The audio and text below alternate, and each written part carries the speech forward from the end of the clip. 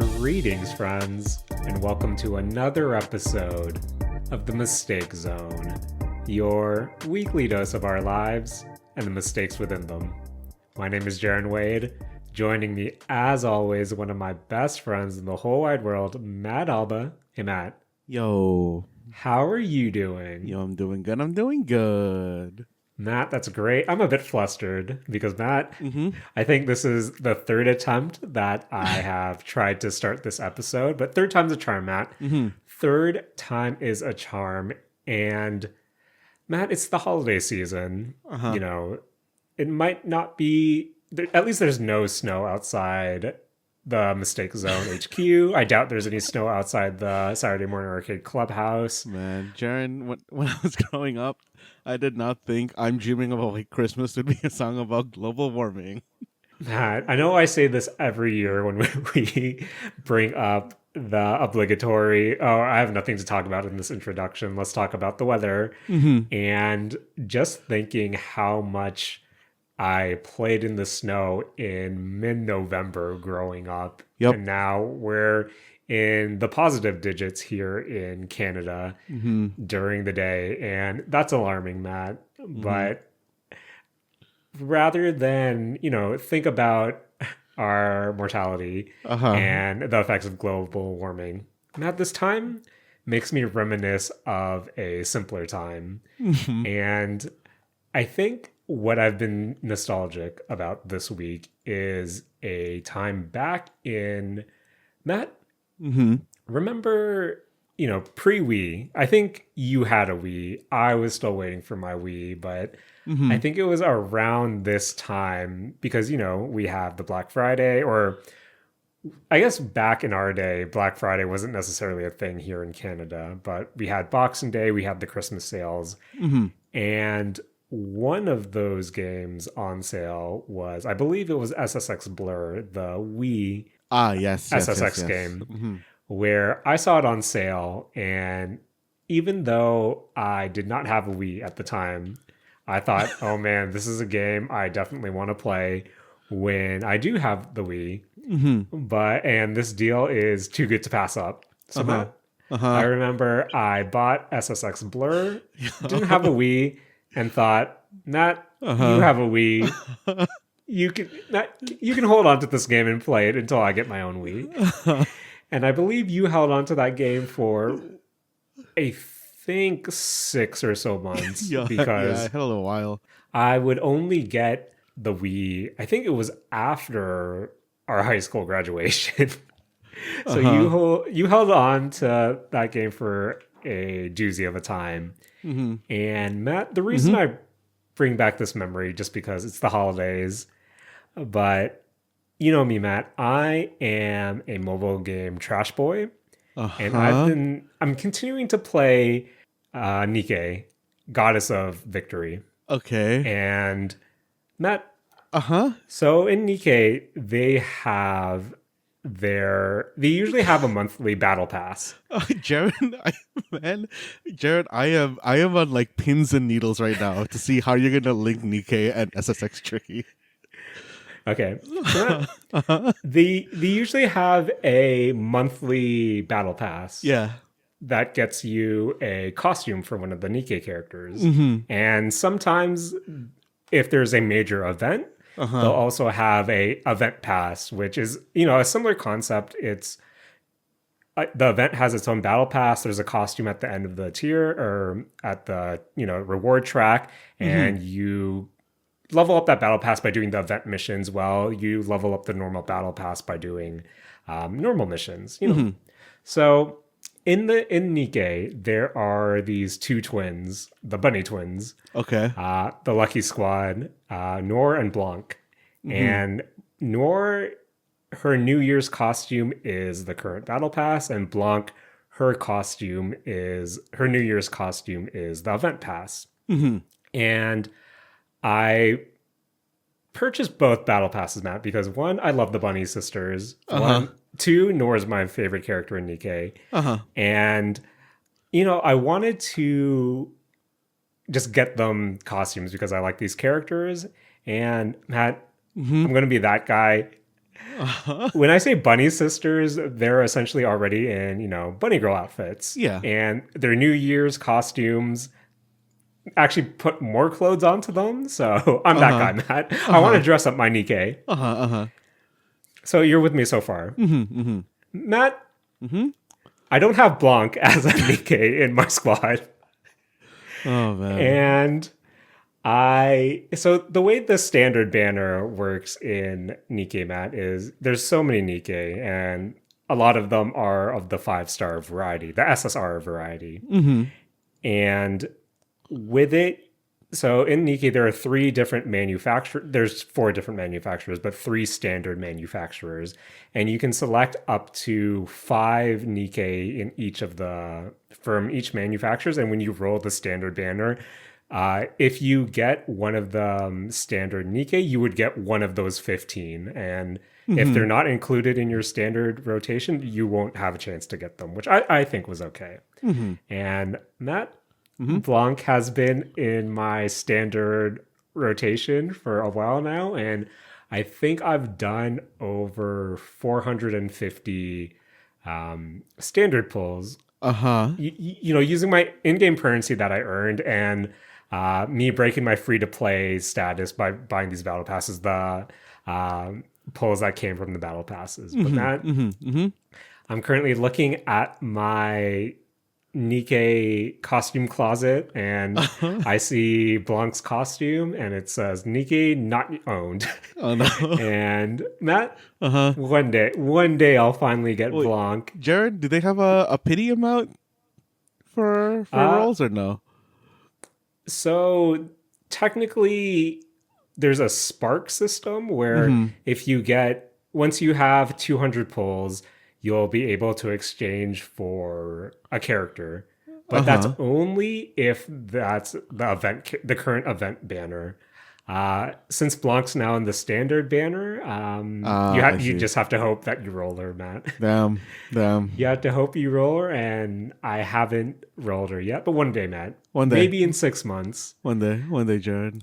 But before I move on to Nikke, I'm trying to build my PvP defense team where, Matt, I don't know why I'm heartbroken about this, but it's kind of standard affair when it comes to gacha games, where when you try to build a PvP team, I think Nikke, one of the faults I have with the game is there's literally only like 5 real meta units, especially when it comes to PvP. And Matt, I do not have any of those meta units, so it makes kind of team. Not only am I behind just with like my team overall squad level, but if I wanted to climb higher than like Diamond 9, Matt, need those meta units, which I do not have. Damn. And that's my time with Nikke. Just wanted to tell you, Matt, that some things never change. I'm still purchasing, support items for things I don't fully own yet. But one of these days, Matt, one of these days. Matt, have you purchased anything for something you don't own yet? Jared, I bought Calcet's costume. I don't own Calcet. Oh, man. Still on the Arknights train, Matt? Honestly, Jared, barely. I'm in maintenance mode right now. Fair enough. There's going to be a event coming soon. Well, I know not this upcoming event. I believe Executioner the Executioner altar is the limited unit. I'm not sure if he's limited, but I believe the banner after this with the event is a meta-defining character again. And then the banner after that one is another limited banner with another meta-defining character. So continue saving, Matt. Continue saving, and hopefully we can discuss Arknights when those banners come around. But before we move on from Arknights, Matt, I know as we're recording, there is, I think, a few hours left in Pinch Out, which is the latest. I guess this is the replacement of the contingency contract, which is essentially the big endgame event where previously for 12 CCs or contingency contracts. It was essentially you would do modifiers and then tackle high risks and see what was the highest risk you can do. They replaced it with the beta of what they're calling pinch out, which is essentially the new CC. And Matt, this is by far one of the worst UI that I've tried to navigate. Yeah. Where I haven't touched any of pinch out for the last week and a half that it's been running because I looked at the menu and it's just annoying to do where after 12 contingency contracts, I feel like that was streamlined to the point where you can kind of figure out everything that's going on. But here, Matt, this was a mess where I'm waiting for Arknights to, send that post pinch out event survey. What did you feel about this event? And kind of complain about how much I hate it. But yeah, I think after we're done recording, Matt, I'll probably end up sleeping really late trying to get the prizes I need. But every time for the past week and a half, I opened up the pinch out event. I tried to, select my modifiers to build up my risk level, which I don't know. It's just a mess, Matt. There's too many nodes. It's all over the place. You have to scroll a lot. And with CC, I think the highest risk level you can do is 36 or so, where the numbers were manageable. But I feel like when you're adding modifiers for pinch out, those numbers are inflated, where I think the max you're supposed to run is 600 at this point. So now I'm just adding numbers that, this is for something that might have gave me 1, 2, or 3 risk in the initial game. It's now giving me 50, 100, 120. And I don't know, Matt, I'm not a fan of artificially inflating your numbers. I don't know. The menu just looks ugly as well. I hope they do better next time, Matt, if pinch out does come back. But other than that, Matt, that's what I've been doing in Mobile Land. There's a big bang dream. The big 3.0, no, the third year update, which completely makes it like Project Sakai, which I'm not looking forward to because it introduces the 5 stars. But still can't quit, Matt. The Chainsaw Man collab and the HoloLive collab will be right around the corner. So I'm still trapped, Matt. I'm still trapped. Jaren. What has trapped you recently? Jaren, I honestly, for me, the thing I'm trapped inside is Baldur's Gate. I keep thinking of new builds and I keep respecking myself, and I think it's really not. I don't need to do it, Jaren, because the builds that I had were already way too strong for the game. Yeah. Like, the game itself isn't actually providing me any challenge in terms of combat.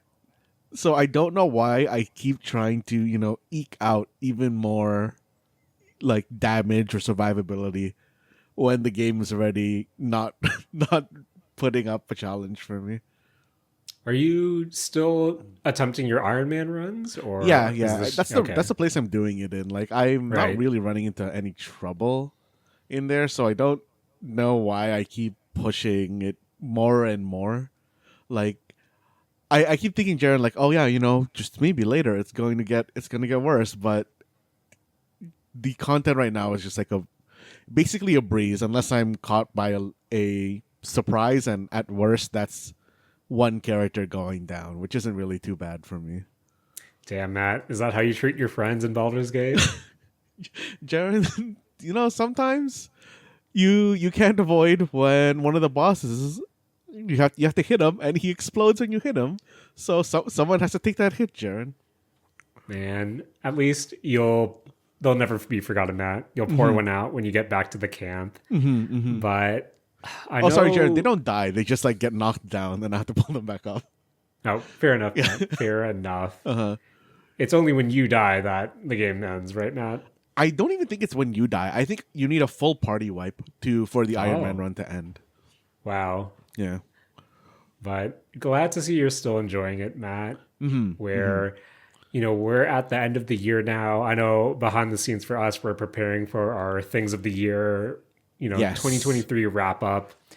And while putting together our various Jared? lists, what's up, Matt? Jared, no, I have a question for you that I want to Yes. get out while we're on air. Jared, is Phantom Liberty its own thing? Is that a put onable on a list type thing?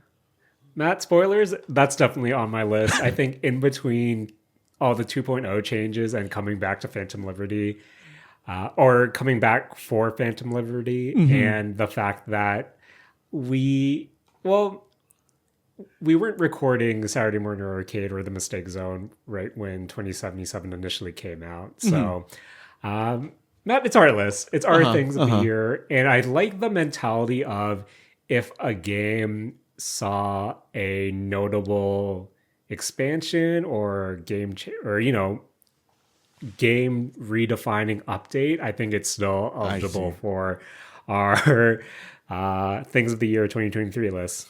Mm-hmm. Okay. But at the Okay. end of the day, Matt, it's our Mm-hmm. list. It's our list, man. And that's why I'm still going to continue to rank Fortnite skins, much to all our friends that are listening and their dismay. Uh But huh. Matt, Mm-hmm. seeing all the lists come out, seeing everyone mention Baldur's Gate, I actually have my Steam open right now, and it told me one of my friends just started playing Baldur's Gate 3 yet again, where it's on my short list, Matt, Uh huh. which is essentially Baldur's Gate 3 and Alan Wake 2.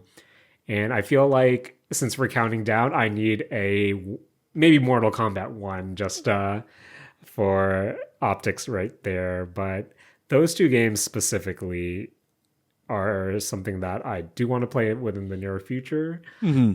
But Matt, Mm-hmm. too many games, not enough time. Where I don't know about you, but Uh-huh. I sometimes find myself in the evening kind of not necessarily bored of the games I'm currently playing, but want to experience something Oh, different. bad. Yeah. Yeah. And in the eve of, Game Pass, where you have a pretty substantial library of games to choose from, with Mm-hmm. no additional investment required, I do find myself downloading games on a whim now just to try out. But as much as I have been, you know, really positive on Game Pass, I think a very real thing that I'm trying to come to terms with is how much having this selection means that I'm more likely to fall off a game that I've tried. Where, Yes. so in my, this week when I'm trying to combat my boredom, I downloaded, I think, 5 different Game Pass games. Some new, some I was just returning to just to see, oh, am I feeling this right now enough Mm-hmm. for me to continue? Mm-hmm. One of those games was Goat Simulator 3. Matt, Uh-huh. I was a big fan of Goat Simulator. I remember whenever it originally came out, seeing the trailer, thought it was such a meme, thought that this would be a game that I would, it's a sandbox game. Mm-hmm. Um, and ever since I got it, I remember putting in, a fair amount of time with the original Goat Simulator, not Yes. really doing anything in specific, just walking around this open environment, not an open world, but these open environments, being a menace to all these nameless NPCs and trying to find all the secrets Mm-hmm. that it had. And I think for me, it was also really cool watching just Goat Simulator go from this small indie title to, gaining that popular culture foothold Mm-hmm. where we saw, or at least I would see new DLC be released, purchase all the new DLC, see the iOS and tablet version be released, seeing all these kids start to play it because it's the funny goat game. Mm-hmm.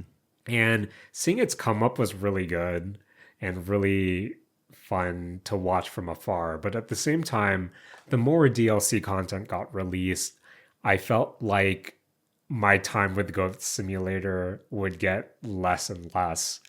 where when I initially got Goat Simulator, I was going through, like, that's how I would spend my lunches. I would fire up Goat Simulator and just walk around like the first few areas, scan every pixel just to see what secrets were here. And the more content that was released, I would do less and less and less of that, to the point where I think the latest DLC, I think the one where they were in space, I just didn't touch. Then fast forward to 2023, Goat Simulator 3, and that it's still Goat Simulator. I know they have a bit more. There's a bit more structure to it from what I remember, where you have a list of different missions, different areas with their main goal, and I think your main point in Goat Simulator is to build up essentially Illuminati points to open up this forbidden door within your goat hideout. And yeah, that tracks. It tracks, Matt. And there is such a big focus on multiplayer where, you and I believe 3 other friends can just go around being a menace to all these NPCs. And there are little collectibles around the map, at least the first area, that will trigger a mini game. Matt, I'm not a fan of having all the mini games be available in single player, where every time I would think I found a new collectible, it's, you need to be in multiplayer to access this mini game. Where I don't know, that's me nitpicking, but at the same time I would prefer that not to be there, or just have that be enabled if you are with someone else. Yeah, that's actually kind of weird. I wouldn't expect you to have like the UI there for starting a game that you can't even do. Yeah. Well, it's just weird because it's a collectible. Like, I found a floating crown. I thought, maybe this is a cosmetic. Nope, this is a King of the Hill game that I can't do now because I don't have any friends. But it's your standard goat simulator where, again, you have all these different missions or subtasks, and you can lick things, attach things to other things. Now, it's still Goat Simulator, where I guess in 2023, while I can still see why this game is appealing, especially to a younger audience, still not necessarily for me, Matt, where I did find myself booting it up maybe 1 or 2 more times, kind of just like running around with my goat, headbutting things, and then thinking, that's enough for me. That's enough for me, Matt. Where I, hit my guide button on my Xbox controller, press start, quit out, and fired up another game that I was really looking forward to last year that finally came to Game Pass this year, in Rollerdrome, which is this dystopian. Well, it takes place in kind of this dystopian world where you play as a woman named Kara, competing in essentially these Rollerdrome championships. And Rollerdrome is that stylized, I think the art style I would compare to a graphic novel. It has that cel shading. And for the most part, it has a lot of good stylistic choices that really does appeal to me. It tells the story. I know when you first start up and you finish the tutorial, you're kind of hanging around the locker room, getting to interact with all the different lockers and pamphlets, and you can kind of see the story unfold, where even early on, you're looking at how, we have this big corporation who wants to take over policing because they're in charge of security systems. So you can kind of see where the story's going. And there are other subplots of a potential revolution, a rebellion party, while also a big rivalry between 2 Rollerdrome champions coming head to head. So, the story seems to be told in kind of journal entries and posters and the like. But the base gameplay is you are essentially wearing roller skates, your roller derby helmet, and skating around these, for lack of a better term, roller derby-esque stages with ramps, grind rails, pools. And the whole point is for you to do tricks and use guns to kill people who are trying to kill you. And with Rollerdrome, you need to eliminate all the enemies for you to pass the stage. And in order to get ammo for your weapon, you have to do tricks. So that's kind of where the balancing act is of, okay, you emptied out your clip, you need to do some tricks to kind of get to reload. And it is that balancing act of trying to not only get hit, because getting hit means you break your combo, but dodging everyone, killing everyone, and still doing some tricks. Where I do like that the left trigger is essentially your slow-mo button for you to do precision shots. Oh, okay, that's good. Yeah. I have to admit, Matt, there's nothing cooler than you doing a sick trick off of a ramp, hitting the slow motion button when you're upside down during the middle of your flip, gunning down a sniper and someone else, or two snipers who are trying to hit you, and then letting go of the slow motion button for you to finish your rotation. Like, there are a lot of moments that make you feel cool when it clicks. Because, Matt, if it's not clicking for you, this is a really difficult game. Is it? I see. It's really easy for you to kind of lose track of everything going around. I know when a sniper takes aim at you, you'll have the laser being pointed at you, and when it turns white, essentially that's when you want to dodge. But when you're kind of trying to control where you're going, keeping track of your ammo, you'll eventually unlock other guns for you to switch, and of course certain guns are more effective on different enemies. If you're using the shotgun, they have something called a slug shot mechanic, where when you aim with the gun, you'll have a little kind of white bar that once it crosses the middle of your crosshair, that's when you click shoot to give, another thing just to keep track of. But Matt, not only that, I'm also kind of battling the controls themselves. Because is it really that hard to control, Jaren? It's not hard per se, it's different. Where Roller Derby is one of those games where, say, if you hit up, you're just going to keep going. Like, you don't have to hold up. Once your momentum starts, you're just going to go straight. You can hit left and right to turn, but ultimately to stop, you need to hold down back or do your dodge button to really slow down your momentum. I see. But from there, I think the tricks are what also kind of gets me caught up, where, your A button is your jump, and then you have your X button plus direction to do different tricks. But it's one of those, if I want to add a spin, say I want to do a tail grab, I need to do down and X for the tail grab. But then if I wanted to rotate, I need to suddenly hit left or right on, or hold left or right on the stick, where I'm not a fan. I come from the Tony Hawk games where I'm holding my triggers to, add rotations while holding down my my trick. And you use your right bumper to control your flips. So I don't know, Matt. It's just not. It took me a while for it to really click, to kind of get into that zone, because each level has their own sets of challenges, their high scores, which for you to get that S rank, you need to be flawless. You can't get hit. You have to keep your combo. You have to get everyone within the time while still collecting all the combo collectibles, where there's a lot to keep track. And as you progress in the game, the levels get more intricate, the enemies get tougher, ammo. And it's kind of just easy to lose track of everything. Yeah. Where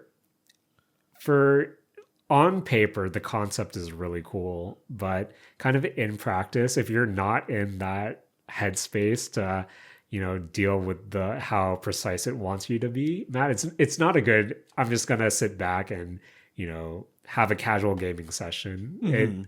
I feel like Rollerdrome wants you to be, focused on it. Yeah, focused on it. And it's kind of a bummer, just because I love the aesthetic. I like how it looks. I like the concept. The story unfolding seems pretty cool as well, but at the same time, I don't want to fight with the game when I just kind of want to experience the story. And this isn't a thing where you can just, move down the difficulty level there's no story mode or story difficulty essentially where you have to kind of get good at this game. And that, unfortunately, I don't want to get good at the game. So Rollerdrome, I don't know. Maybe I'll go back to it now and then just to see if I'm feeling it. But right now I'm not feeling it, Matt. But I unfortunately I feel like this is such a thing that I'm dealing with Game Pass. Of it's a really good opportunity for me to try out these different games, but at the same time, for every game I try, I'm most likely not going to finish it. I'm not. My Game Pass completion, batting average, not great, Matt. Oh yeah, I don't think I've completed a game on Game Pass. It's pretty. I like it, Matt, but at the same time, that freedom of choice means I'm more likely to choose to drop said game. But Matt, on the topic of falling off, are there any games, anime, manga that instantly come to mind when I ask you, hey, what's something that got away from you, Matt? What are your, oh yeah, I fell off that hard, when you have to think about it? Honestly, I think the one that comes to me first is Absolver. Because, Jaren, I feel like a game like Absolver has a whole lot of, you need to know how to do this, and if you leave, you're not going to know how to do it anymore. Right. Because not only does Absolver have a strange control scheme, it is also, in terms of like world travel and stuff, it's not too clear on where you're supposed to go if you kind of come back to it after a while. It's just going to be a lot of wandering. And because not only does it have that kind of weird control scheme, it has a customized, I guess, loadout, for lack of a better word here, Jaren, where you can't even, pull from somewhere else or watch someone else play to know how your own character works. Right. And I feel like it is really setting its, like, all those things really come together and make it something that's hard to come back to after you've walked away. I totally know what you mean, Matt, just because Absolver, when it did come out way back, is a game that I really adored, just because I feel like in many ways Absolver was this kind of baby's entry into, I hate to say it, it was like you're a baby entry into a Souls-like to a degree, because it had that challenging difficulty. It was all about, combat that really made you understand and react to enemy patterns and the different attacks that are presented to you. But on the flip side, as you said, Matt, there was a lot of customization for your character, especially with your fight deck of, hey, I'm going to go around, I'm going to learn all these different martial attacks, movesets, and then build my deck and see which attacks flow into each other. Yes. Where I know eventually they added this co-op, I think, dungeon mode, where my friend and I, who we were really big on the game, but we tried to go back to it months later when this mode came out, and we just couldn't, Matt. Like, I definitely agree. Absolver is a game that if you were to stick with it from start to finish, I think it was a really good experience overall. But at the same time, if you do fall off, again, it doesn't hold your hand in a lot of ways, where you're better off starting from the beginning just to kind of reacquaint yourself with the game. Where, speaking about Absolver, Matt, do you have any intention to play Sifu? I know the studio, developed that game as well. Yeah, I really want to play Sifu because I heard that while it is a bit more limited in terms of I guess like combat choice, it is a much better built experience because unlike Absolver, from what I understand, the Sifu is like a pseudo roguelike. Yes. And Jaren, we both really like roguelike, experiences. It's very easy to go in, jump in, and it takes basically everything that is hard to come back to for Sifu, not Sifu, for Absolver, and makes it like basically does the opposite for Sifu to make it a lot easier to always jump in. And Right. Jaren, I'm just waiting for that sale at some point. I keep seeing it. I keep getting prompts from my Epic Store saying, "Hey, it's on sale." But Jaren, I want to buy it on Steam.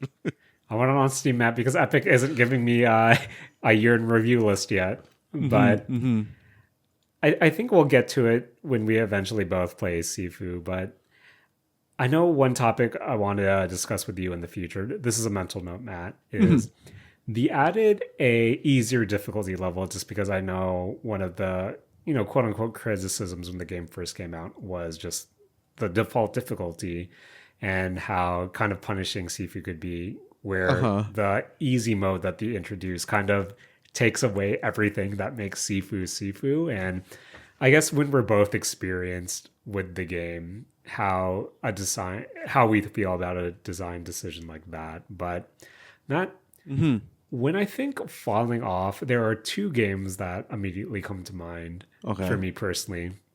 Matt, the first one is Tales of the Abyss. Matt? Oh, okay.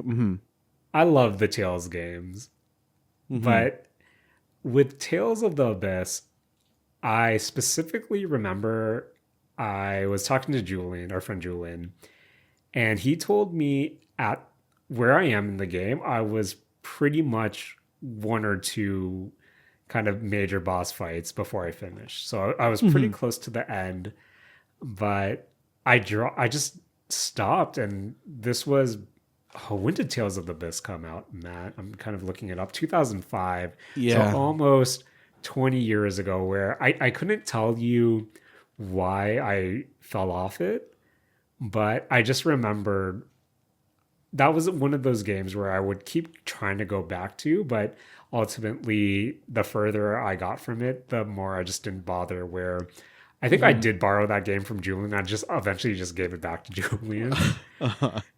Where I know they re-released it on, I believe, the 3DS, and I've always, I have that itch to eventually pick it up again just to re-experience. But knowing that I got so far in the game and never finished it, it kind of nags at me, Matt. Where I kind of don't want to go back to it. But Matt, did you ever finish The Witcher 3? No, Jaren, The Witcher 3, I fell off of The Witcher 3 because I didn't enjoy the gameplay style. Oh, okay. That had nothing to do with the story. It's just the gameplay style wasn't for me. And that's why I fell off of The Witcher 3. With The Witcher 3, again, Matt, from what I understand, I'm right at the ending. But I don't know. I feel like I also dropped that for other games that I just wanted to play more. And that's not to take away anything from The Witcher 3. I think I've put over 100 hours into the game. Some of the side quests were amazing. And I think I was a fan of the gameplay.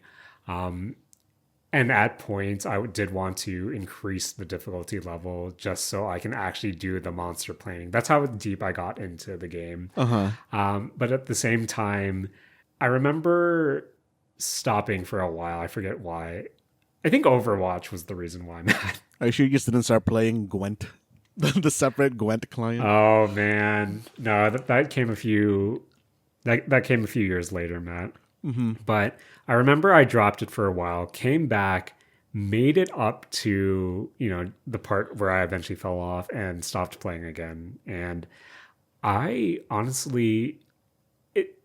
It becomes a point of, I couldn't tell you why I dropped it, but I just know it's such a daunting game because I've already put 100 hours in to the point where, as much as I do want to go back because I hear the DLC is amazing, I think I've so far gone now that I just can't, because if I were to load up, my cloud save from good old games, I wouldn't be able to tell you what I was doing, what the controls are, or what's even happening. Where, Matt, when it comes to games you've fallen off of, what do you think is the point of no return? Like, is there what has to happen for you to go, I'm never coming back to this game ever again? I mean, it is just like time, right, Jaren? Yeah. But I feel like that time, the amount of time required for you to fall off of a game, it becomes like shorter and shorter depending on how, I think, like, one, complicated the game itself is, or I guess not complicated, but like unique the Right. game is, and something like how common its control style is. I don't know if that makes sense. Right. Like Sharon, I haven't played Smash in a long time, but I can always go back into Smash because that is just ingrained in my memory, and the controls for everybody is nearly the same, right? Right. Like they all operate on like left, right, A, B, kind of like C stick sort of controls.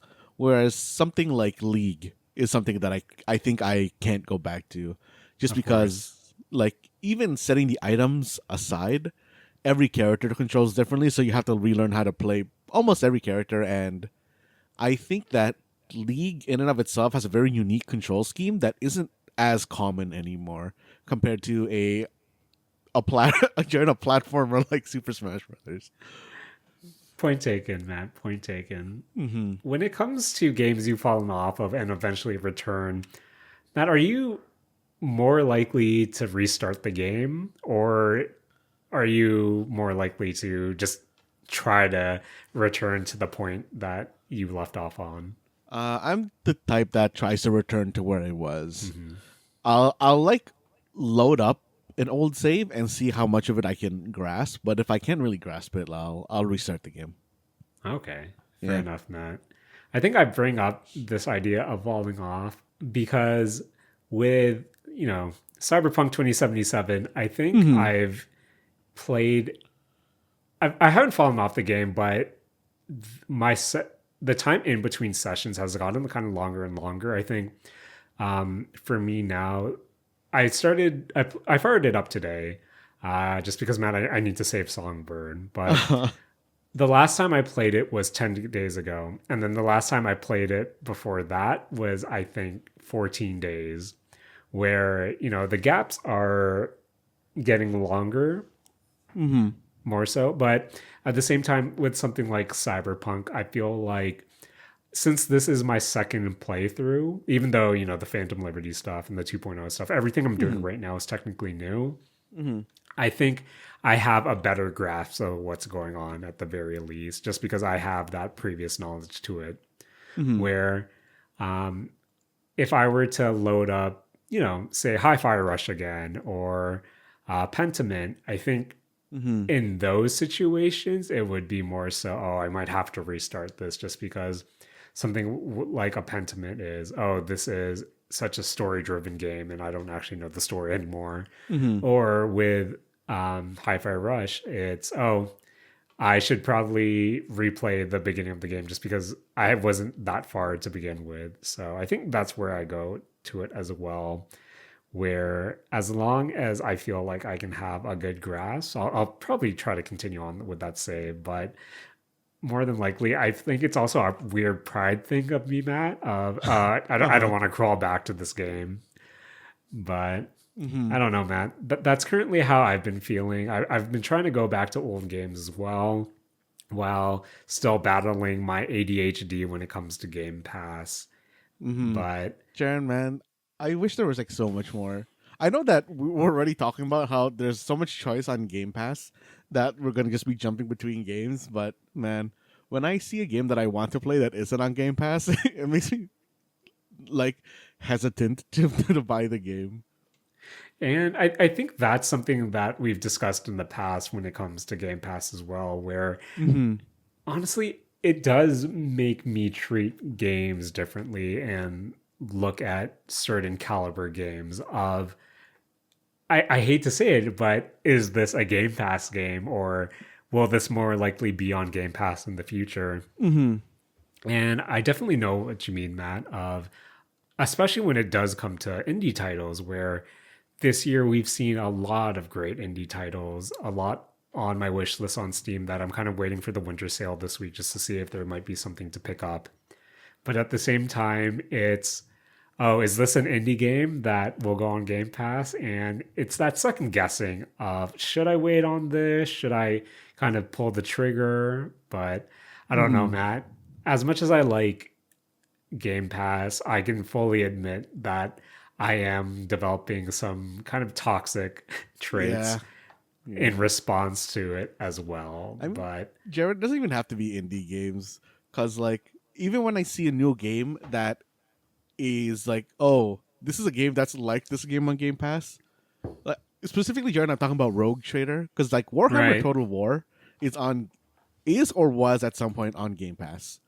And now I don't want to buy Rogue Trader because I think maybe it'll be on Game Pass. Matt, when Remnant 1 and 2 came to Game Pass, did that give you a shock? I was genuinely surprised to see those on Game Pass at like the time that it came out. I thought those would, if they were going to be on Game Pass, I thought it would be longer. Right. But I don't know. I mean, like, those are good games. I'm glad like more people are gonna get to play it. But yeah, Jaren, this Game Pass is like making me hesitant to buy games, especially games that I know that it's easy to fall off of. I guess while we're on that topic, because Jaren, right? I don't know if you played it. Did you play Chance of Sonar? I have not, but I've heard a lot of good things about it.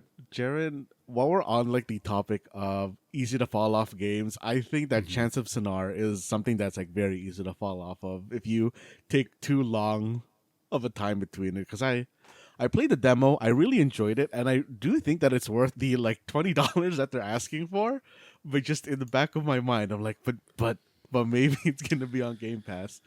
And I know by the time it comes out on if it does even come out on Game Pass, I might just buy this during Boxing Day, to be honest, Sharon, if it goes on sale. But if it does come on Game Pass, I think, or I actually, even by the time Boxing Day comes out or happens, I think I'm going to fully have forgotten all the language that I've learned of Chance of Sonar. Right.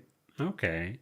Yeah, that's definitely been on my short list as well of games that I do want to try, just based on how many times it's appearing on end of the year lists. And I think conceptually it sounds really cool too, but I guess we'll save that for when we're actually hands-on with the game, Matt. But Matt, I feel like we've talked a lot about video games. I think we need to take a peek at the Mistake Zone Anime Corner for now, where, Matt, I wanted to discuss chapters 32 and 33 of Smoking Behind the Supermarket with You. Where I guess just kind of a quick recap. Smoking Behind the Supermarket with You follows our two central characters. We have Sasaki, who is your typical businessman, overworked businessman who enjoys going to the convenience store after work because that gives him some joy, since there's a cashier there who he fancies, not like romantically, but she gives him the energy to do his best. And this cashier is essentially his Oshi, Matt. This cashier goes by the name of Yamada. But during some during some crazy circumstance, Sasaki meets Tayama behind the supermarket. They end up smoking together, and the manga follows their relationship as it grows, or their friendship. And them kind of just supporting each other. But Matt, the twist being that Tayama, this kind of punk rock looking, really feisty girl, is actually the sweetheart Yamada from the supermarket. And our boy Sasaki is a bit of a dense protagonist who hasn't made the connection yet.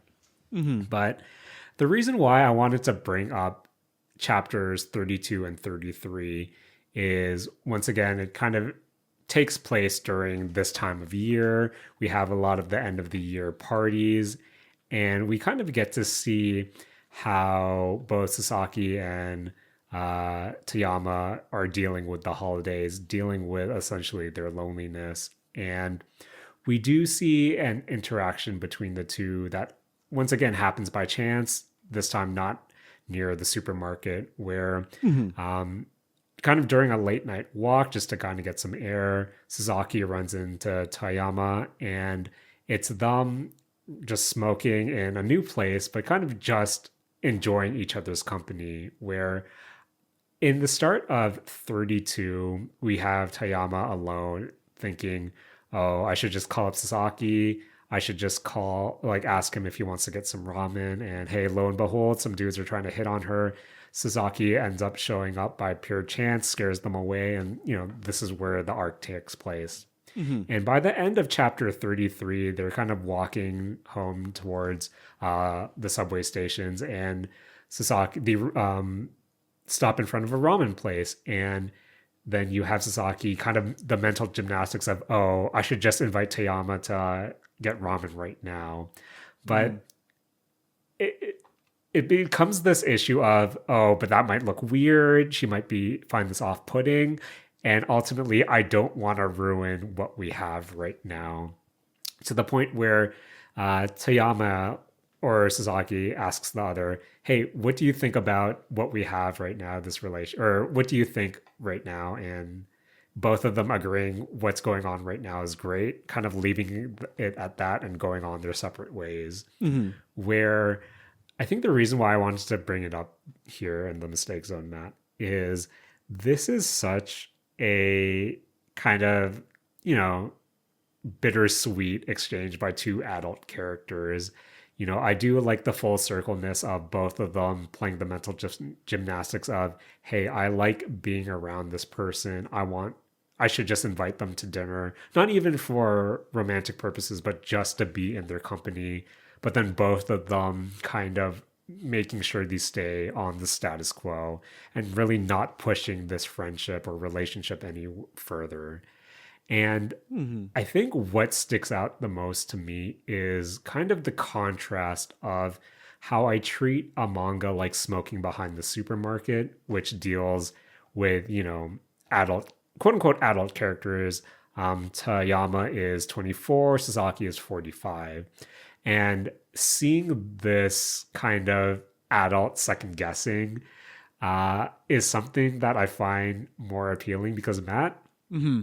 if this exchange were to happen in a high school rom-com, I'd be furious right now. And I think that's what I'm kind of trying to come to terms with of, for you personally, Matt, do you view a high school rom-com story kind of different than a adult rom-com story, if that makes sense?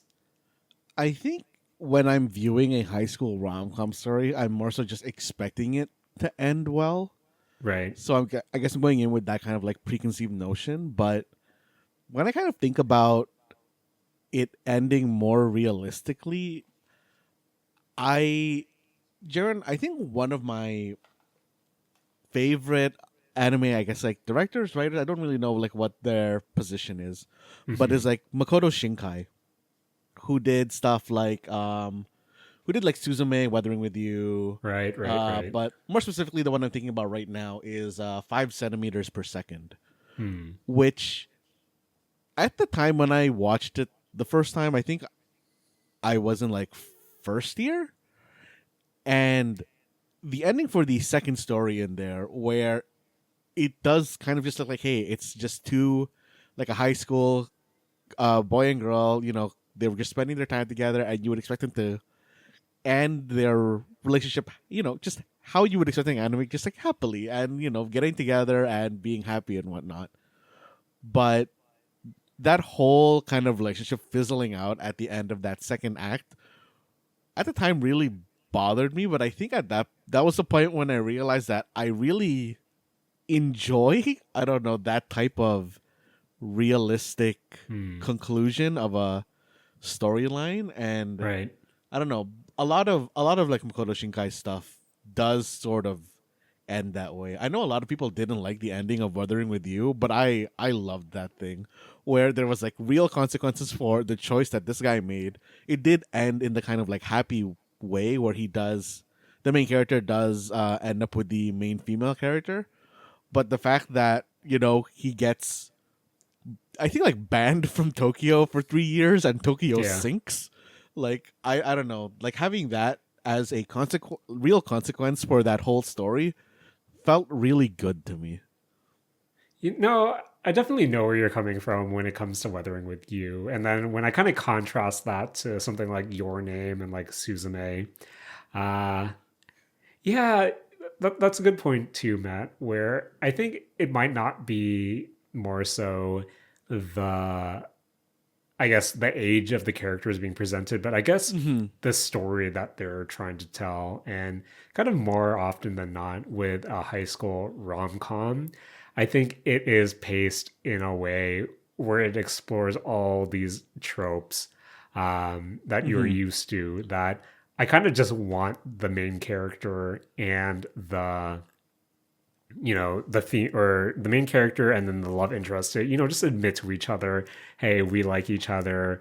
Let's get it happening. And yeah, when I think of Smoking Behind the Supermarket with You, I think, even though it's true, Matt, if this, all the tropes that are being explored here, if it was put in a high school setting, I think, oh man, I'd be really annoyed, Matt. I'd be really annoyed, just because it's characters who can't express themselves. But I think when you're dealing with adult characters, I think it's more easy for me to see myself as those characters, or I kind of emphasize a lot more just because I'm more closer to age, to Yamada, to Toyama, to Sasaki, than if I'm, reading the trashy high school rom-com that I'm reading.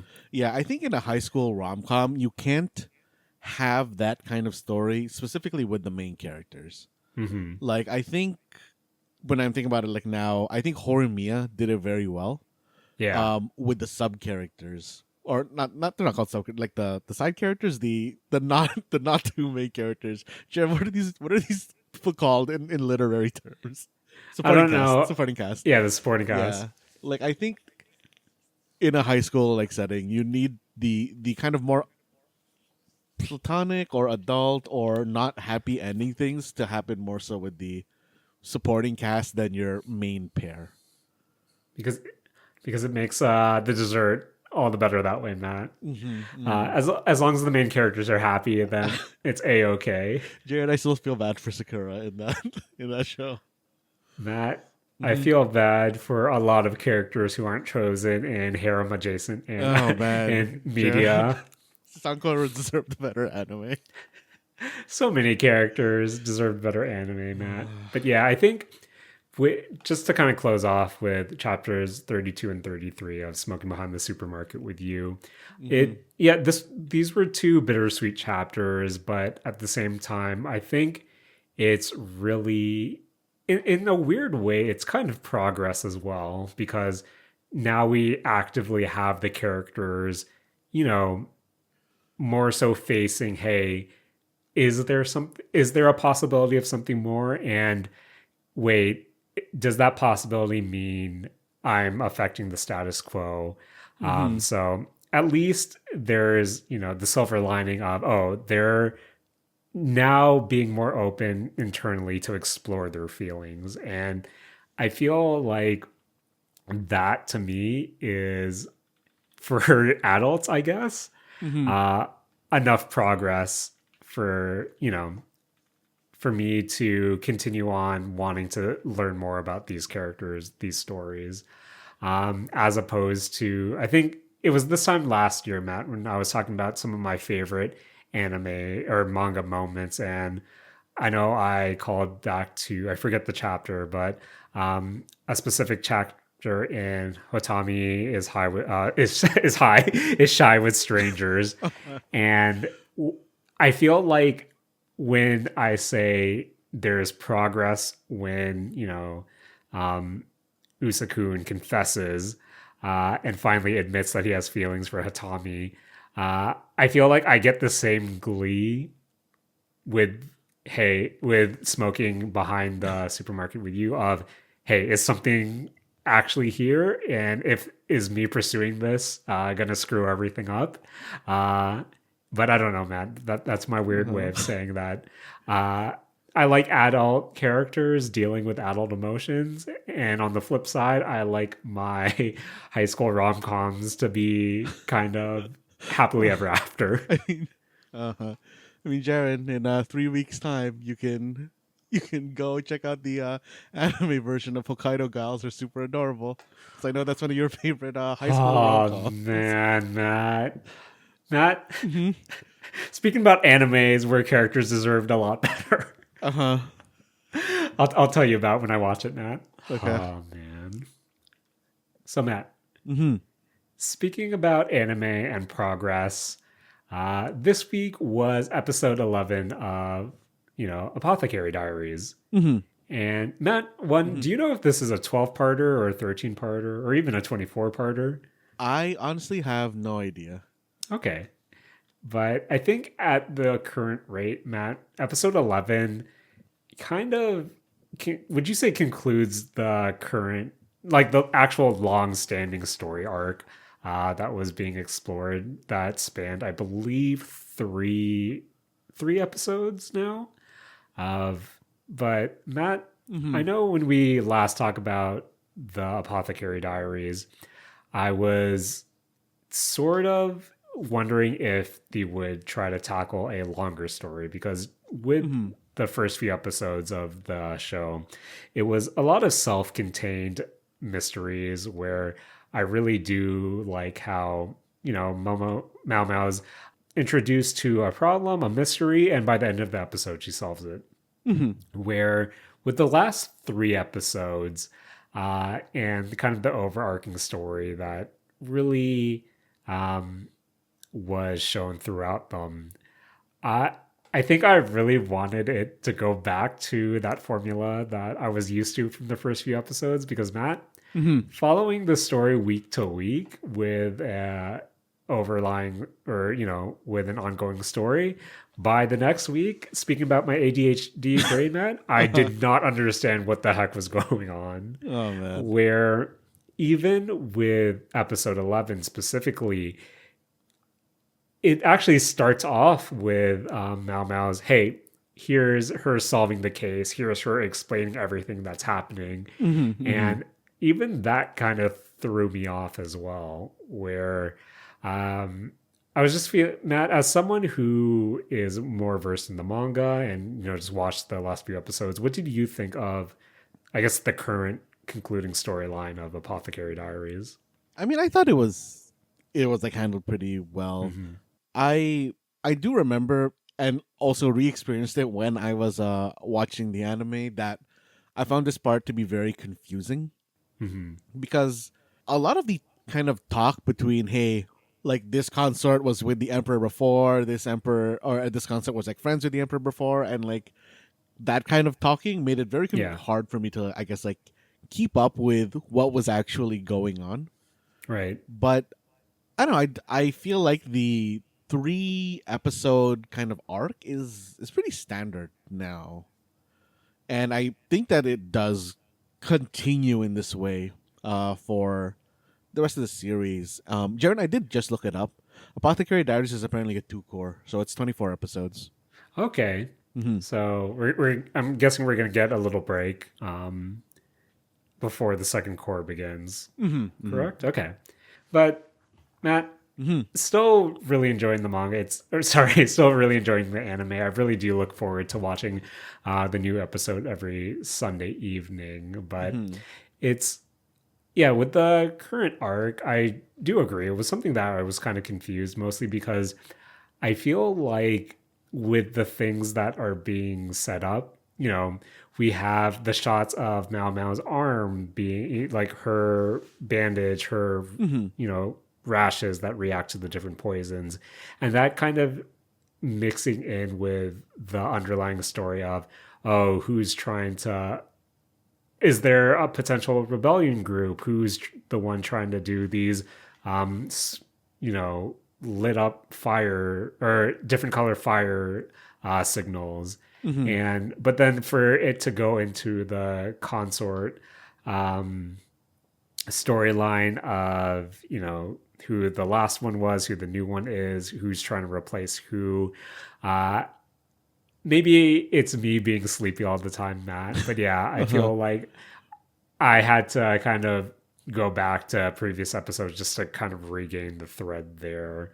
Where, I don't know, for you, Matt, do you have a preference of, do you prefer the kind of, for a story like Apothecary Diaries, do you prefer the, the closed, everything's self-contained into one episode? Or do you prefer the multi-part episodes that kind of cover an expanding story? I think personally for me, I lean more towards the single episode kind of setup. But if I could, I guess get my way, I think I'd be more so 80% single episode, and then you have like the 20% that has a continuous storyline throughout the series, if that makes sense. Yeah, that's fair enough. I think I just really do like the procedural, no, sorry, not procedurally generated, but essentially that that mystery format of, I like having a mystery presented in the beginning and then her solving it by the end. I know when you have a story like that, or when you present a story like that, for you to contain it within 20 minutes, I know the substance isn't necessarily there, but I think I prefer it to be a more easy watch, where that, I think this episode is revealing a lot about me and my attention span. But I think with Apothecary Diaries, this is definitely something where in the future I might kind of binge like the longer arcs back to back, just so I have a better frame of reference. But overall, still enjoying my time with it. Still love the colors being used in the show. Matt, I like how animated Mao Mao is, like in these recent episodes too. I like how she's a lot more snappy, and yeah, I don't know. I just like her as a character. But that, as I said, episode 11, that means episode 12 is right around the corner. Matt, you know what that means? Oh man, new opening. Is that what you're talking about? New opening, but also that winter season's right around the corner. Oh man, Jaren, I know I'm currently pretty deep in manga right now for things that are coming out next season. Okay, Matt, we'll save that for next season, but I think this has been a pretty beefy episode of the Mistake Zone. Not as beefy as kind of our last episodes, but still beefy enough. I'm still full, Matt, is what I'm trying to say. Satisfying meal. Yeah, satisfying meal indeed. Matt, want to thank you as always for joining me this week and editing this fine, quote unquote, fine podcast. Yeah, sure. And I want to thank you, as always, for hosting this fine podcast. Thanks, man. I want to thank SSX. I want to thank Nor. I want to thank Blanc. I want to thank Nor from Persona as well.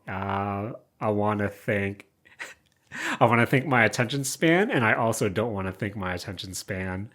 I want to thank Mao Mao once again. I also want to thank, you know what, Matt? I want to thank supermarkets. If you smoke behind them, that's your choice, but I like me a good supermarket. Jared, but Matt, what's up? Jared, that kind of just reminded me. So in our kind of like local, or my local train station, I was always scared to like walk behind the supermarket when there were people smoking behind there, so I could take the shortcut to get towards my house. Hey Matt, who knows? Maybe those are two people who are trying to figure out what their relationship is with one another. I don't know, Jared. They look like they could beat me up. That scares me. Fair enough, Matt. Fair enough. But hopefully you won't get beaten up when you take the shortcut. But at the very least, Matt, you can take it away. This has been the Mistake Zone, and we're all out of skins for characters we don't own.